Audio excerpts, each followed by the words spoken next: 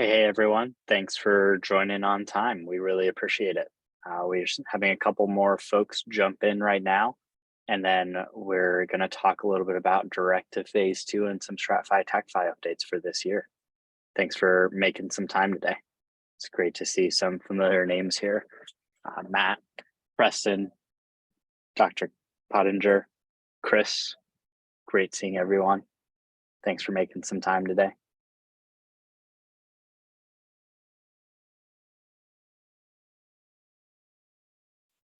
All right, so we will get started here in just a second. We have a couple more folks jumping over from the waiting room to here now.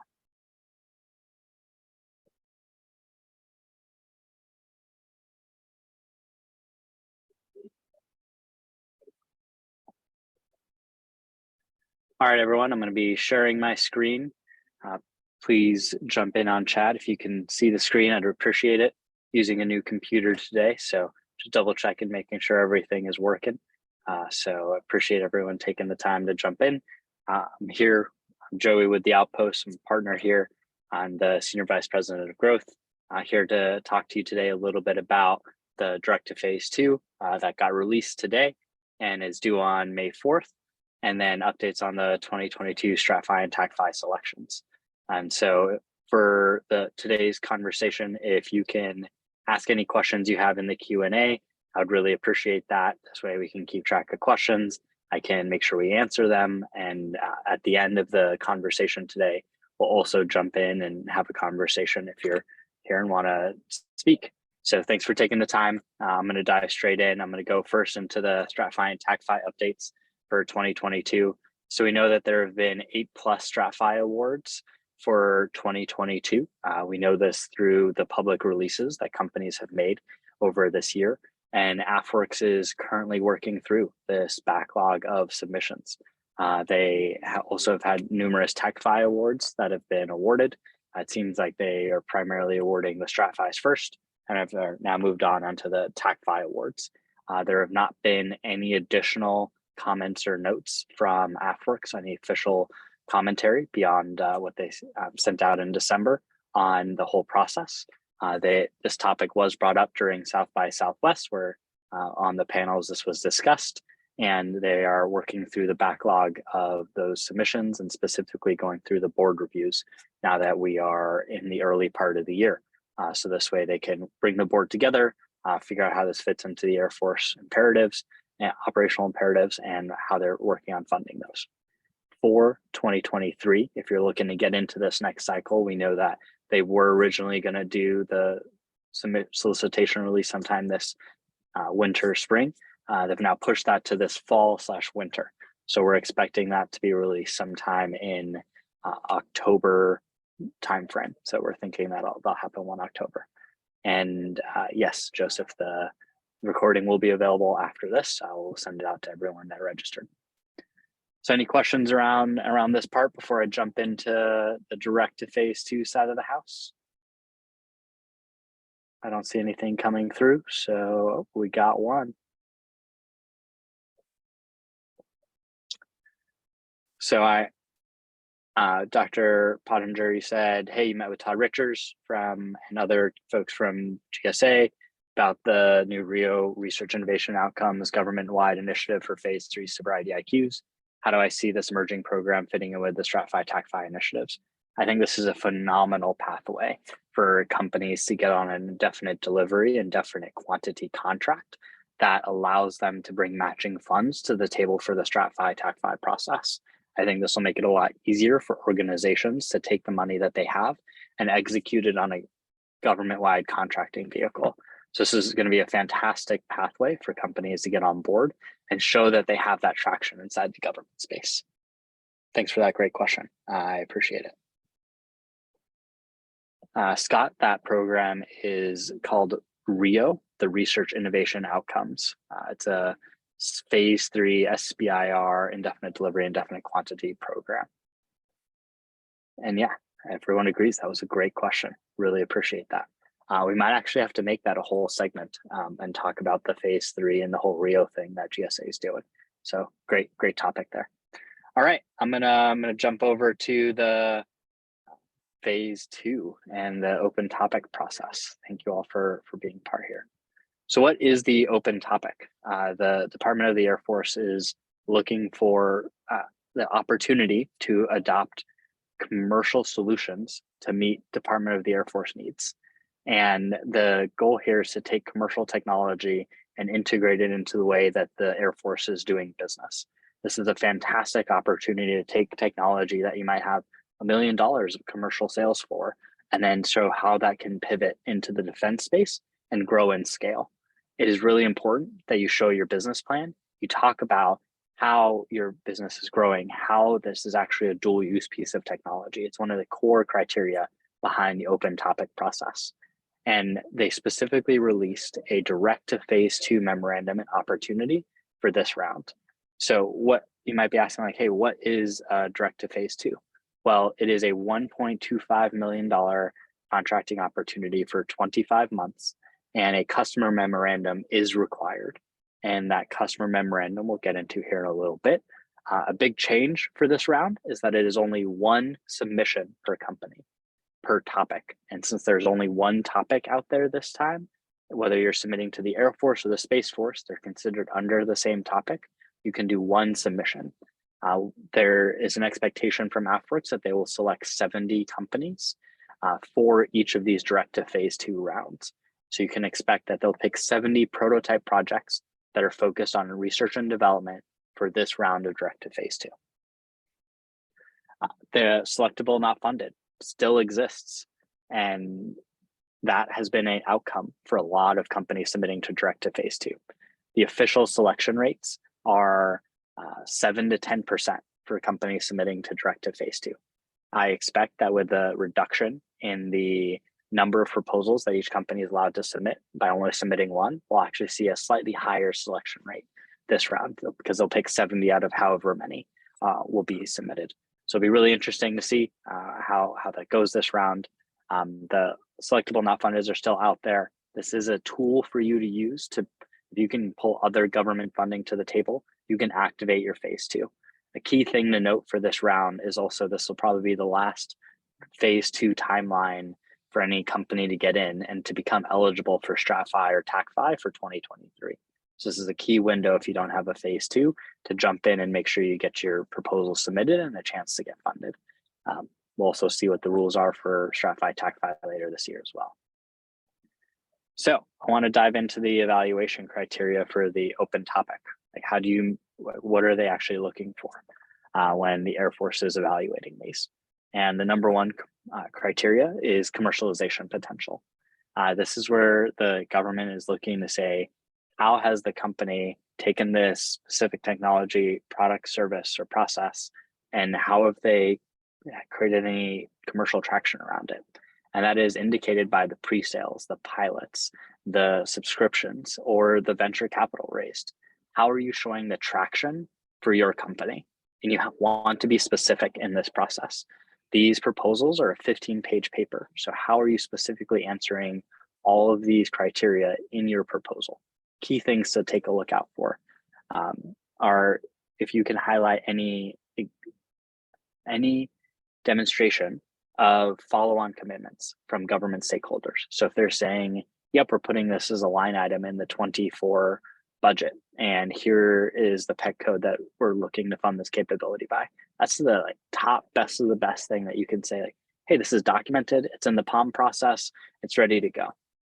Another key thing to look for is the transition strategy. In addition to that future year funding, that transition strategy as part of the customer memorandum is an important part of your commercialization potential as well, because commercialization is both your public sector commercialization, and that is in the government space, and your private sector. So what are you selling in the commercial world? The second criteria that they're looking for is the defense need. And they're specifically looking for, have you identified a particular organization that is the customer for what you're selling to government, and who is the end user? And this is defined by a complete customer memorandum. AFWERX has a template customer memorandum available on afwerx.com that you should take a look at. We also have some best practices and tips available on the com as well if you want to take a look. I'm also happy to chat about it after this as well. The goal with the customer memorandum is to highlight the appropriateness, the relevance, and the specificity of a defense need. So why is this particular problem important for the DoD space?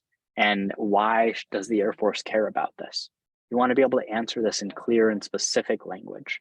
And letters of support are not required, but they can continue to help identify that there is a defense need that goes beyond just your customer memorandum base. The last evaluation criteria is the technical approach. So what you're selling, is it real? If you're saying that you have a large language model that can parse the entirety of the English language with the Hindi language and pull all that together and create a fluent conversation for you, well, prove that you can actually do that and show how you can pull all of that information together and create a conversation through that process. If you are building something, whether it's a hardware product or a software product, show pictures. Include that in your 15-page paper. Just because it's a paper doesn't mean you can't include the pictures of your actual product in real life. Include that there so people can see how that works. And dive deep into the technical aspects. Talk about how it actually works. But make sure you're communicating the technology in a way that is in plain English. And the way I like to put it is, put it in a language that a 7th grader could understand. You never know who your evaluator is. And so if you're writing it to a 7th grade level where it makes sense and that you get into the deeper technical stuff, but can be understood by someone that might be tangential to your field, that's important for someone reading your proposal. So definitely take a look at that and then make sure you're highlighting the team as well. Who are the people that are part of your community and what are they looking at? Like who's your staff? Do you have a PhD on your team? Do you have someone with a master's in this space? Do you have someone who has exited and sold a company before? Make sure you're including all of that here in your section on the technical approach. We talked about the customer memorandum. This really highlights the defense needs section. It is the way to formally capture the interest from your end users and your customers. You need to have one memorandum signed by your end user and customer. It is best when it is not the same entity. If it is the same entity, you need to provide strong justification for why they are both the customer of that process and the fund and the end users. So where in the POM process are they also the owners of that requirement? You want to be able to talk and tell that story of how this is important for their growth as an organization and executing their mission, how this ties into the operational imperatives of the Air Force. And you want to make sure that you're highlighting how each of those milestones are going to further advance your technology or product. You want to make sure that the research and development pieces are clearly identified in your milestones here as well. These are all the requirements for an open topic proposal. Happy to just want to include this as we're sending it out. There's a lot of different pieces come in place. The key part here is that 15-page paper. Some tips and tricks for your proposals. You want to clearly state what the research and development and test and evaluation aspects of your proposal are. So you want to specifically highlight what you're doing R&D on or what you're evaluating and validating in the government space. And how is that applicable for the defense need? What is the impact it's going to have on the mission? Make sure you can specifically answer those questions in your proposal. And ensure you're getting the right signatures on the MOUs. There's guidance in the template that AFWERX has provided. It's in the solicitation. I'm happy to link that after this conversation as well. So make sure you're jumping in and answering those questions there. And have a bought-in technical point of contact for your defense need. If you can get additional letters of support, you're showing and highlighting how there are more and more entities inside the DAF who care about what you're building. And that's important for your defense needs section. Talk about the success of your commercial product, technology, or service in numbers. Don't just tell me that, hey, we have a great commercial practice and we're selling to a bunch of Fortune 500 companies. Be specific, give specific numbers. That's important. And then leverage real stories about the impact that this technology, product, or service is going to have. weave that into your narrative, pull that from your customer memo and talk about it in your proposal. Make these proposals relatable. Remember, at the end of the day, the evaluator is a human. And if you can tell a story and bring in all the factual elements of where your company is and where you're going, that's what's going to make a strong and amazing proposal. So you might be asking, like, hey, why the Outpost? We're founded on the urgent need to get tech to the warfighter quicker. Our whole mission is to help companies go from 0 to 30 million in the government space. And we've been able to do that multiple times for companies within 18 to 32 months. We help companies grow and scale. We're experts in this whole process. We help build this. We help create some of these programs. And our goal is to help continue driving them and see them scale.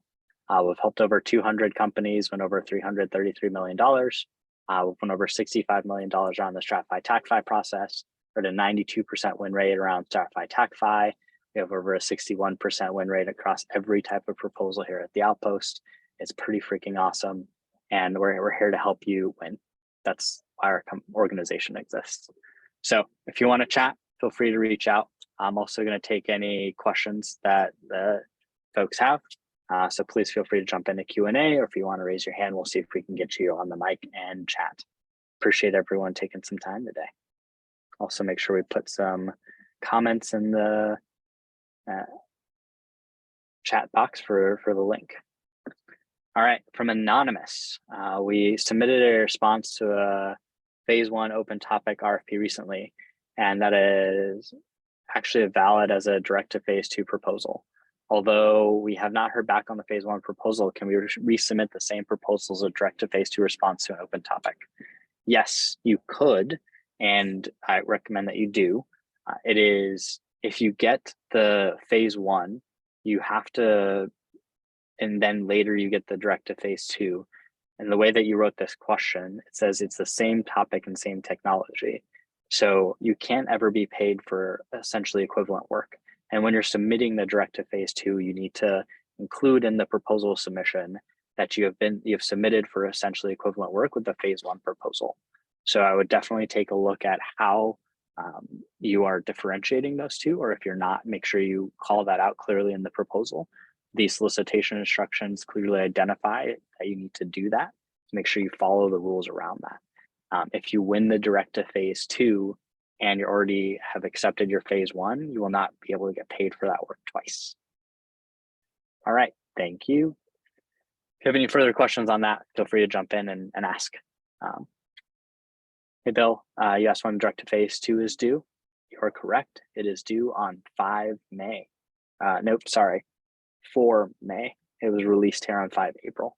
So it's May the 4th be with you. Get the first joke for May the 4th jokes on our team. So I'm gonna call that as a win, but they're all due on May 4th.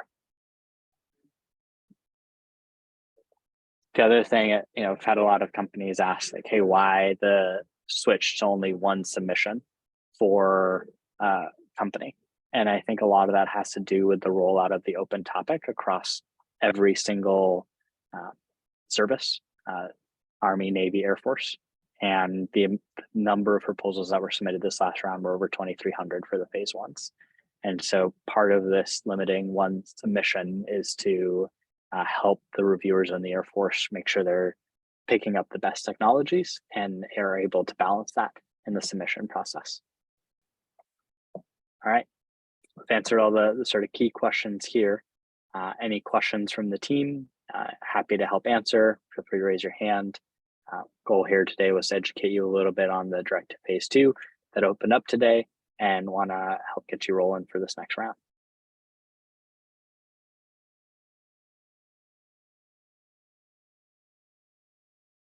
I'll go once for any questions.